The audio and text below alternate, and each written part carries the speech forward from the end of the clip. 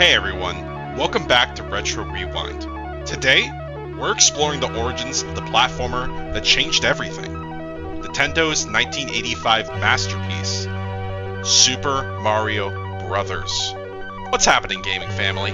Let's jump right into this quintessential piece of interactive entertainment history that transformed not just how we play games, but how we conceptualize virtual spaces entirely.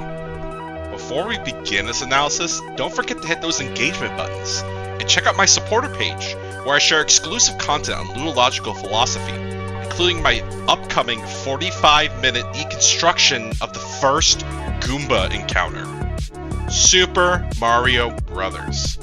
It isn't just a game, it's a paradigm-shifting masterwork, whose ambitious vision bellied its humble 40 kilobyte size. While everyone celebrates the obvious classics, true connoisseurs recognize that the original SMB contains some of the most brilliant design work ever coded, hiding profound gameplay innovations beneath its deceptively simple exterior. That iconic startup jingle still gives me goosebumps. When those synthesized notes begin playing, you're merely transported to Miyamoto's fantasy realm.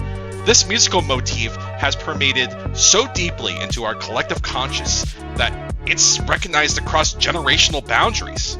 The composition achieves a remarkable feat, conveying both whimsy and adventure through just a handful of electronical notes.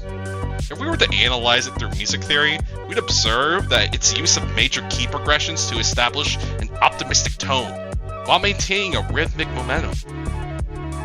The control scheme utilizes proprioceptive feedback loops and trajectory-based obstacle navigation, creating a kinesthetically satisfying player experience through its elegant simplicity. The 3-frame jumping animation, despite its technical limitations, communicates a perfect weight-to-momentum ratio that countless modern platformers still struggle to replicate. The exact 16-pixel height of a standard jump was precisely calculated to create what I call anticipatory spatial tension. Though I acknowledge some academic game journalists might use different terminology. I still remember sitting cross-legged on shag carpet in my parents' basement, clutching that rectangular controller, desperately trying to reach World 8-4. We need to return to that formative era to truly comprehend how revolutionary this title was upon release. The living room would grow dark as afternoon turned to evening. My only illumination, the glow of the CRT television. My mother periodically reminding me about the homework I was strategically avoiding. Playing through the underground levels reminds me strongly of the Catacomb in From Software's punishing action RPGs, both requiring precise timing and spatial awareness. The limited visibility, the emphasis on memorization, the consequences of miscalculation. These emulates create a psychological framework that challenges players on a primal level. Both experiences tap into our innate fear of the unknown, a rewarding methodical progression.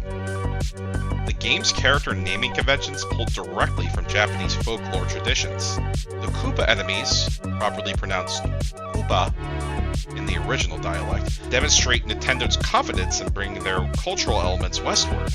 Similarly, the mushroom power-ups reference various elements from Japanese mythology, where consuming particular forest fungi was believed to bestow supernatural abilities, a cultural touchstone that transcended national boundaries through this digital medium.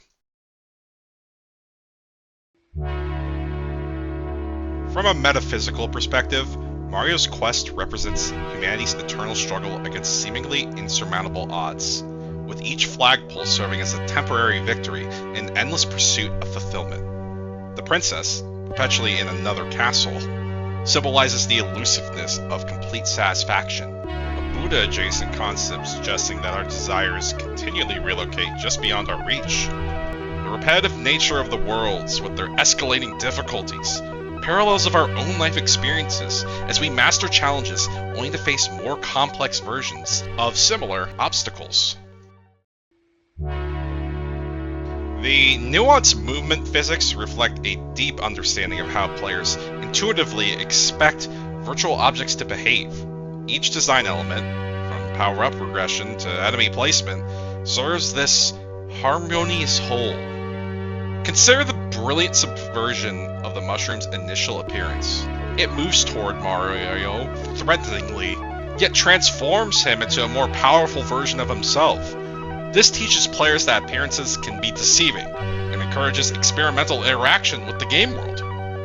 The level's architecture deserves particular scholarly attention. World 1-1 functions as perhaps the most elegant tutorial ever designed, teaching players every core mechanic without a single written instruction. The camera positioning, slightly ahead of Mario, subtly encourages forward momentum while creating a sense of what cognitive scientists might call anticipatory spatial awareness. Though again, that's my own theoretical framework. Interestingly, Nintendo essentially elevated plumbing to hero status through the protagonist's obfuscation, a profession typically associated with unclogging rather than world saving. This blue-collar hero represented a departure from the Space Marines and Fantasy Warriors populating other games of the era. By choosing a relatable, working-class protagonist, Nintendo democratized the hero's journey, suggesting that extraordinary adventures could happen to ordinary people. The limitation of the NES's hardware forced innovative solutions that inadvertently created the game's distinctive aesthetic. The choice to give Mario a mustache wasn't just stylistic, it solved the practical problem of defining his face with limited pixels. Similarly, his red cap eliminated the need to animate hair. These constraint-based decisions ultimately define gaming's most recognizable character. This title's historical context cannot be overstated.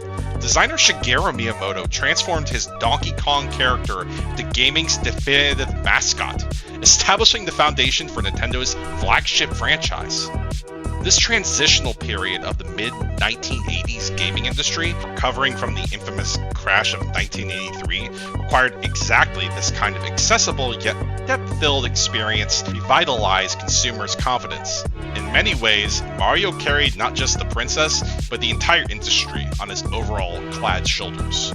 Let's be honest, some of those later castle levels will have you shouting expletives at your television.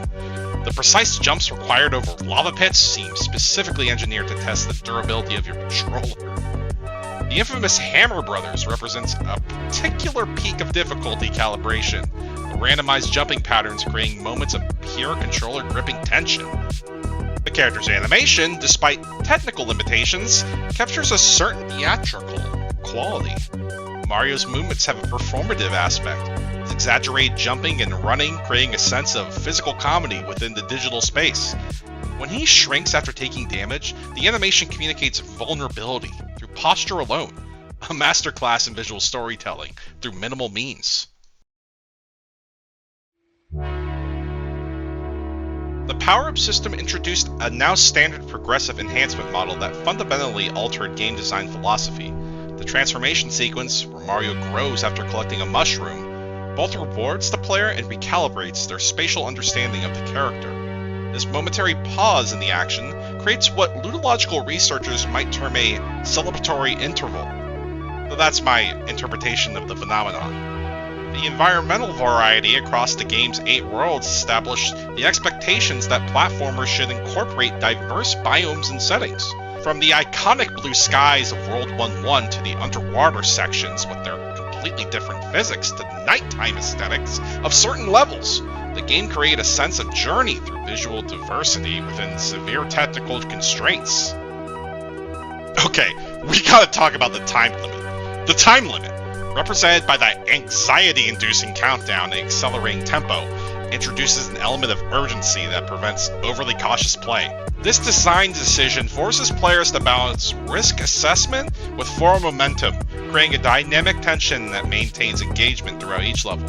It's a masterful application of what game theory would call forced optimality paths, pushing players toward improving their skills rather than finding safe but tedious strategies. In conclusion, Super Mario Bros. Remains the quintessential platforming experience, a masterclass in game design that prioritizes refined mechanics over unnecessary complexity. While countless players have enjoyed its obvious charms, only by examining its subtle nuances can we appreciate the true brilliance behind this seemingly simple adventure. Its influences extend far beyond entertainment, representing a watershed moment in interactive media that continues to shape our understanding of play, challenge, and accomplishment. That's all for today's analysis. Until next time, keep those controllers clean and your spirits high. Oh, and I've been developing a theory about how the warp zones represent non-linear approaches to problem solving that I'll share in my next video. So make sure you're subscribed for that deep dive.